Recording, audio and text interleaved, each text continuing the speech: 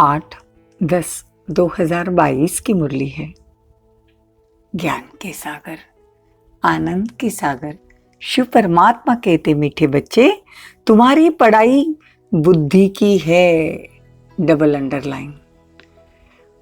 तुम्हारी पढ़ाई बुद्धि की है।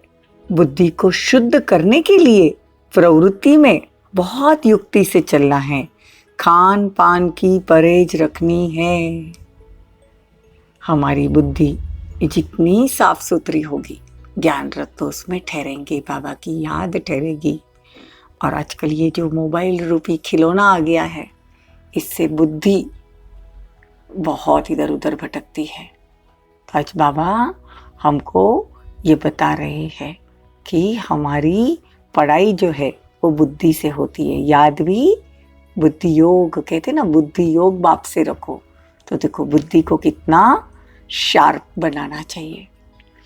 प्रश्न है, ईश्वर की कारोबार बड़ी वंडरफुल और गुप्त है, कैसे?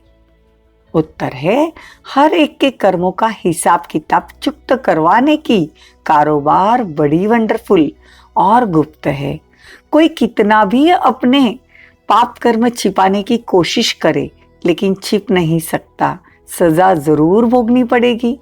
हर एक का खाता ऊपर में रहता है, इसीलिए बाप कहते हैं, बाप का बनने के बाद कोई भी पाप होता है तो सच बताने से आधा माफ हो जाएगा।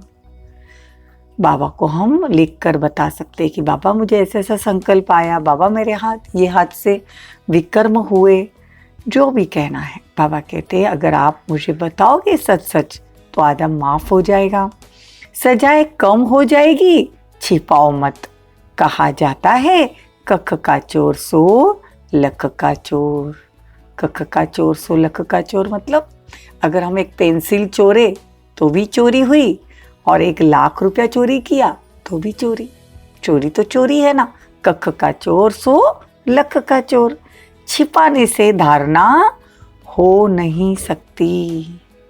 ओम शांति। किसकी याद में बैठे हो? बाबा पूछ रहे हैं, किसकी याद में बैठे हो? बच्चे समझते हैं माता पिता बाप दादा अभी आएंगे, आकर हम बच्चों को अपना वर्षा देंगे। तुम्हारा इस पुरानी दुनिया से कोई भी ताल्लुक नहीं। डरना का पॉइंट, हमको इस पुरानी दुनिया से कोई भी ताल्लुक नहीं। तुम्हारे लिए ज्ञान भी गुप्त है तो वर्षा भी गुप्त है। देखो दुनिया में तो बाप की जायदाद भी दिखती है, वर्षा भी देखते हैं, बाप को भी देखते हैं। अब हमारी आत्मा भी गुप्त है। इन आंखों से न आत्मा को न परमात्मा को देख सकते हैं। फिर भी देखो यहाँ तो हमारा बाप, टीचर, सदगुरु एक ही है ना, लेकिन गुप्त है। बाप कहते हैं, बच्चों को मैंने ज्ञान का तीसरा नेत्र दिया है। पहले नहीं था, पहले तो आत्मा जैसे सोई पड़ी थी, अब आत्मा जाग गई है, तो आत्मा भी तो गुप्त है ना। समझ में आ गया कि आत्मा दिखती नहीं है, लेकिन आत्मा गुप्त है। बुद्धि भी कहती है, हमने अनेक बार बाबा से वर्षा लिया है। स्वर्ग का मालिक बना रहे ना बाबा, तो बाबा कहते हैं आत्मा भले गुप्त है, लेकिन बाबा ने तो हमको बहुत बार वर्षा दिया है, तो लेना चाहिए श्रीमत पर। हमने अनेक बार बाबा से वर्षा लिया, आधा कल्प के लिए, फिर आधा कल्प गवा देते हैं। अब फिर से हम श्रीमत पर अपनी राजधानी स्थापन कर रहे हैं। श्रीमत पर अपनी राजधानी स्थापन कर रहे हैं। श्रीमत देने वाला भी गुप्त है। तुम्हारी आत्मा जानती है कि हम परमपिता परमात्मा से गुप्त रूप से सुन रहे हैं। आत्म अभिमानी जरूर बनना है। देखो सब कुछ करते खुद को आत्मा निश्चय कर कर आत्म अभिमानी बनना, ये बड़ी मेहनत की बात है। मेहनत करना है इसमें। पहले आत्मा है, पीछे शरीर है। इस शरीर में मतलब ब्रह्मा बाबा के शरीर में आकर बाबा बच्चे बच्चे कहते हैं और स्मृति दिलाते हैं कि मैं आया हूँ तुमको दैवी सतयोगी स्वराज्य के लिए पुरुषार्थ कराने। पुरुषार्थ कौन करा रहा है? बाबा करा रहे हैं। तो पुरुषार्थ भी पूरा करना है। सतयुग में सिर्फ तुम्हारा ही राज्य होगा। जो कृष्ण के वंशावली अथवा दैवी कुल के थे वही फिर रहेंगे। तो तुम बच्चे गुप्त ही अपना राज्य स्थापन कर रहे हो। आज बाबा सब गुप्त गुप्त बातें बता रहे हैं। तो बाबा कहते हैं तुम्हारा नाम है शिव शक्तियां। शेर पर सवारी कोई होती नहीं है, ये तो महिमा दिखाते हैं। इसीलिए शक्ति को शेर पर बिठाते हैं। तो तुम कोई शेर पर थोड़ी बैठते हो। तो यहाँ तो माया पर जीत पाने वाली है, यह पहलवानी दिखाते हैं। इसीलिए तुम्हारा नाम शिव शक्ति सेना रखा है। यूँ तो गोप भी है, परंतु मेजॉरिटी तो माताओं की है ना, पांडव भी है। लेकिन देखो क्लास में भी अगर आप देखते हो तो मेजॉरिटी किसकी होती है? माताओं की होती है ना। अपवित्र प्रवृत्ति मार्ग से पवित्र प्रवृत्ति मार्ग में तुम ले जाते हो। देखो अप्रवृत्ति प्रवृत्ति मार्ग और पवित्र प्रवृत्ति मार्ग मतलब सतयुग में देखो हम सबको ज्ञान दे देकर, बाबा हमको ज्ञान दे देकर ले जाते हैं। तो तुम जानते हो सतयुग विष्णुपुरी में हम बहुत सुखी पवित्र थे। देखो वहां सुख शांति है ना। तो यहाँ तो कितना दुख है।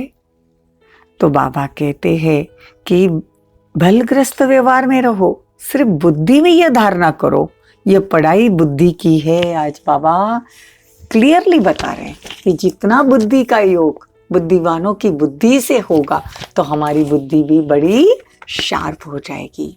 तो बाबा कहते हैं जो शार्प बुद्धि वाले हैं उनको बाबा से भी योग रहेगा और ज्ञान की गुह्य पॉइंट्स भी धारण होगी। तो जरूर भगवान की मत पर चलना पड़े, तभी तो बिगर सजा खाए मुक्ति जीवन मुक्ति को पाएंगे। देखो जन्म जन्मांतर का पापों का बोझा हमारे सिर पर है ना। जैसे बाप 1 सेकंड में मुक्ति जीवन मुक्ति देते हैं, वैसे सजाएं भी 1 सेकंड में मिल जाती है, परंतु भोगना बहुत होती है ना। तुमको तो बिगर सजा खाए हिसाब किताब चुक्त करना है। विशाल विनाश काले पांडवों की प्रीत बुद्धि बाप ने सम्मुख आकर प्रीत रखवाई है। बाकी औरों से प्रीत रखकर क्या करेंगे? देखो कितनी गुह्य बात है। ये जो मोह होता है ना बड़ा सूक्ष्म होता है। तो बाबा कहते प्रीत अगर रखनी है ना तो सिर्फ बाबा से रखो और किसी से नहीं। देखो दुनिया वाले के लिए हमको खुश खैराफत हम बाबा कहते पूछ लो कि भाई राजी खुशी हो, लेकिन प्रीत तो हमको बाबा से रखनी है।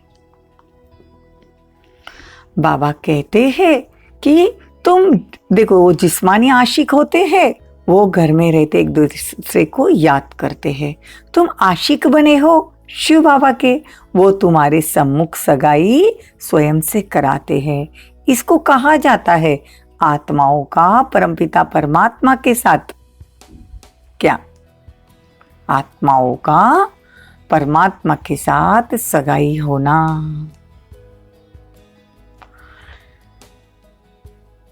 और ये आत्मा और परमात्मा का कल्याणकारी मेला भी है। बाबा बहुत अच्छे अच्छे पॉइंट्स बता रहे।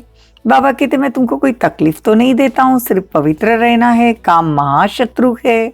बाप का फरमान है पवित्र बनो तो 21 जन्मों की राजाई पाएंगे। पतित बनने से तो बर्तन मांझ कर रहना अच्छा, परंतु देह अभिमान टूट जाए तो वर्षे के अधिकारी बन जाए। बाप कहते बच्चे पवित्र बनो। अभी सब भ्रष्टाचारी है, श्रेष्ठाचारी उनको कहा जाता है जो पवित्र रहते हैं। बाप बच्चों को समझाते हैं दिल हमेशा साफ रखनी है। बहुत बड़ी धारणा की पॉइंट है। बाबा कहते हैं साफ दिल मुराद हासिल। जिसकी दिल साफ होती है उसकी हर मुराद पूरी होती है। तो बाप बच्चों को समझाते हैं कि बच्चे दिल हमेशा साफ रखनी चाहिए, जरा भी अहंकार न रहे। बिल्कुल गरीब बन जाना अच्छा है। बाप है गरीब निवास, वहाँ गरीबी वहाँ। गरीबों को साहूकार बनाना है। बाप कहते हैं भारत को गरीब से साहूकार बनाता हूँ। इसीलिए जितना हो सके बाबा की याद रहे। सगे संबंधी अगर याद पड़ते तो नुकसान हो जाता है, तो बाबा कहते फिर तो दोनों जहान से चले जाएंगे। ज्ञान की धारणा नहीं करते तो सुधरते भी नहीं, पुरानी ही चाल चलते रहते हैं। यहाँ तो कोई भी पाप नहीं करना चाहिए, तुमको तो पुण्य आत्मा बनना है। श्रीमत के आधार पर अपने आप से पूछो, यह पाप है व पुण्य है। अभी कोई परिस्थिति आ जाए, कोई संकल्प ऐसा आ जाए, तो बाबा कहते श्रीमत के आधार पर देखो यह पाप है या पुण्य है। बाबा समझाते तो है, जो भी पाप किए हैं वो बाप को सुनाओ तो आधा मिट जाएगा, नहीं तो धर्मराज की सजाएं खानी पड़ेगी। तुम ऐसे ऐसे पाप करते थे, साक्षात्कार होंगे। छिपाना नहीं चाहिए। बल नहीं, बाबा को दुनिया वालों को लगता है या बाबा के बच्चों को लगता है कि कोई देखता थोड़ी है, लेकिन बाबा कहते मुझसे कोई बात छिपती नहीं है। कहते ना जरूर पाप किया है तब तो दूसरे जन्म में छीछी घर और छीछी जन्म मिला, तो जरूर जमा होता होगा ना। ऊपर में खाता तो है ना, अभी वो खाता यहाँ है। इसलिए बाप समझाते रहते हैं कि अब कोई पाप नहीं करना। कख का चोर सो लख का चोर कहा जाता है ना। तो ऐसे समय बर्बाद नहीं करना, ईश्वरीय सर्विस पर लग जाना। पाप करते रहेंगे तो पद भी कम हो जाएगा। पूछते बाबा के पास क्यों आते हो, कहते सूर्यवंशी राजधानी का वर्षा लेने। तो श्रीमत पर तो चलना पड़े ना। मम्मा बाबा कहते हो तो नर से नारायण बनना चाहिए, बिगड़ धारणा के पद कैसे पाएंगे। मम्मा बाबा कहते भी माँ बाप के तख्त पर न बैठे तो समझेंगे पूरा पढ़ते नहीं। मम्मा बाबा तो नर से नारायण, नारी से लक्ष्मी बनते हैं ना, तो तुमको भी पढ़ना है। जो बाबा समझाते हैं वैसी धारणा करनी है। जो छिप छिप करके पाप करते रहते हैं, बतलाते नहीं है, तो बाबा कहते वो वृद्धि को पाएगा। देखो सच्चे बाप के साथ तो सच्चा बोलना चाहिए। बाप को तो बतलाना चाहिए कि हमसे ये पाप हुआ, क्षमा करो। माया ने पाप करा लिया, अच्छा फिर भी सच बोलना है तो पाप आधा माफ हो जाएगा, नहीं तो पाप बढ़ता जाएगा ना। कई कहते धंधे में पाप होता है, तो पहले क्या करते थे दुनिया वाले व्यापारी, धर्मों निकालते थे। बाबा कहते हैं तुमको तो पुण्य आत्मा बनना है। पाप करके फिर पुण्य में पैसा वो लोग लगा देते हैं। हमको तो बाबा से सच्चा रहना है, कोई पाप कर्म नहीं करना। बाप हर एक बात की मत देते हैं, तो बच्चों को कभी ऐसा काम नहीं करना चाहिए। पर तू माया छोड़ती नहीं, अच्छी अच्छी चीज देखते हैं तो झट खा लेते हैं, वह उठा लेंगे। ऐसे ऐसे पाप कर्म करने से पद भी भ्रष्ट हो जाएगा। कई बच्चे बाबा बाबा कह फिर बाबा का हाथ छोड़ देते हैं। माया एकदम कच्चा खा लेगी, फिर वह कौड़ी का भी नहीं रहता। माया कच्चा खा जाएगी तो वो कौड़ी का भी नहीं रहता। श्रीमत पर शरीर निर्वाह अर्थ कर्म भल कर, साथ साथ पढ़ाई भी पढ़ो। बाप युक्तियां तो बतलाते हैं ना। अच्छा, मीठे मीठे सिकिल दे बच्चों प्रति मात पिता बाप दादा का याद प्यार और गुड मॉर्निंग। रूहानी बाप की रूहानी बच्चों को नमस्ते। हम रूहानी बच्चों की रूहानी माता पिता बाप दादा को याद प्यार गुड मॉर्निंग नमस्ते थैंक यू, बहुत बहुत शुक्रिया। धारणा के लिए मुख्य सार।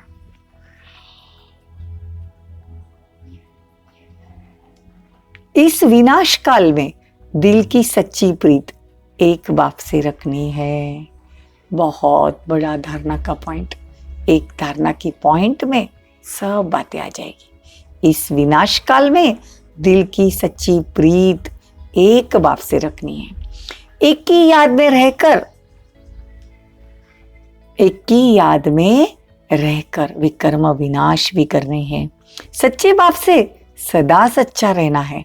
डबल ट्रिपल अंडरलाइन इस बात को कि सच्चे बाप से सदा सच्चा रहना है। इतना सा भी संकल्प से भी हमको अगर कोई व्यर्थ संकल्प या नेगेटिव संकल्प आया, किसी आत्मा से घृणा हुई, तो सच्चे बाप से सदा सच्चा रहकर सब कुछ बताना है, कुछ भी छिपाना नहीं। देही अभिमानी रहने की मेहनत करनी है। अपवित्र तो कभी नहीं बनना, मनसा वाचा कर्मणा अपवित्र कभी नहीं बनना। वरदान, दुख की लहरों से न्यारे रहो, प्रभु प्यार का अनुभव करने वाले, खुशी के खजाने से संपन्न भवो। दुख की लहरों से न्यारे रह, प्रभु का प्यार का अनुभव करने वाले, खुशी के खजाने से संपन्न भवो। देखो, संगम के समय दुख के लहरों की कई बातें सामने आएगी, लेकिन अपने अंदर वो दुख की लहर दुखी न करे। दुख की लहर आएगी, लेकिन दुख की लहर दुखी न करे। जैसे गर्मी की मौसम में गर्मी होगी, लेकिन स्वयं को बचाना अपने ऊपर है। तो दुख की बातें सुनते हुए भी दिल पर उसका प्रभाव न पड़े। जब ऐसे दुख की लहरों से न्यारे बनो, तब प्रभु का प्यारा बनेंगे। तो ऐसे न्यारे और परमात्मा प्यारे, वही खुशियों के खजाने से संपन्न रहेंगे। स्लोगन, त्रिकालदर्शी व त्रिनेत्री वह है जो माया के बहुरूपों को सहज ही पहचान ले। यही मुख्य बात है कि माया किसको कहते, यही समझ में नहीं आता। तो माया उसको कहेंगे कि त्रिकालदर्शी, वो त्रिकार माया उसको कहे, सॉरी, एकदम सॉरी। स्लोगन, त्रिकालदर्शी वह, सॉरी, स्लोगन, त्रिकालदर्शी व त्रिनेत्री वह है जो माया के बहुरूपों को सहज ही पहचान ले। जो माया बहुरूप लेकर आती है, तो उसको परखने की शक्ति से पहचानना है, यह माया है। तो माया कहाँ से आती है? आंखें और कान। ये जो आंखों से हम देखते हैं और कानों से जो सुनते हैं, इसलिए बाबा कहते हैं ना कि देखते हुए भी मत देखो, सुनते हुए भी मत सुनो। बाप के सिवाय, जो भी ज्ञान के सिवाय जो भी बातें हैं, वो सब माया है। ओम शांति, ओम शांति।